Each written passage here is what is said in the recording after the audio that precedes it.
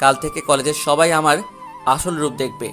আগে যা রাইসাকে মন থেকে ভালোবেসেছি, এখন তার চেয়ে বেশি ঘৃণা করি।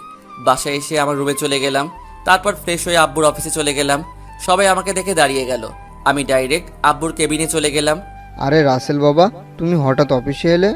আব্বু, আমার কিছু টাকা লাগবে। এই নাও কার্ড, তোমার যা লাগে নিয়ে নাও, আর তোমার কাছে কার্ডটা রেখে দিও। ঠিক আছে আব্বু, আমি গেলাম। এখন কোথায় যাবে? মার্কেটে যাব কিছু শার্ট প্যান্ট কিনতে। তাহলে গাড়ি নিয়ে যাও। না আব্বু, আমি রিক্সা নিয়ে যাব। তোমার যেমন খুশি।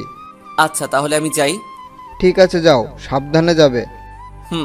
তারপর আমি অফিস থেকে বাইরে এসে একটা রিক্সা নিয়ে মার্কেটে চলে গেলাম। মার্কেট শেষ করে বাসায় চলে আসলাম। তারপর দুপুরের খাবার খেয়ে এসে শুয়ে পড়লাম।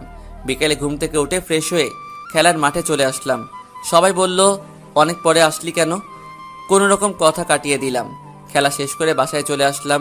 রাতে কিছুক্ষণ পরে খাবার খেতে চলে গেলাম। আব্বু, আমি কালকে গাড়ি নিয়ে কলেজে যাব। এই রাসেলের আম্মু, দেখো তো, রাসেলের মনে হয় কিছু হয়েছে। কি হয়েছে বাবা তোর? আমার আবার কি হবে? আমি ঠিক আছি।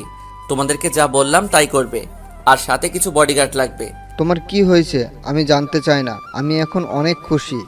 তুমি যেভাবে বলবে সেভাবে হবে, মাই ডিয়ার সান। আর কিছু না বলে খাবার খেয়ে রুমে চলে আসলাম। তারপর কিছুক্ষণ মোবাইল টিপে ঘুমিয়ে পড়লাম।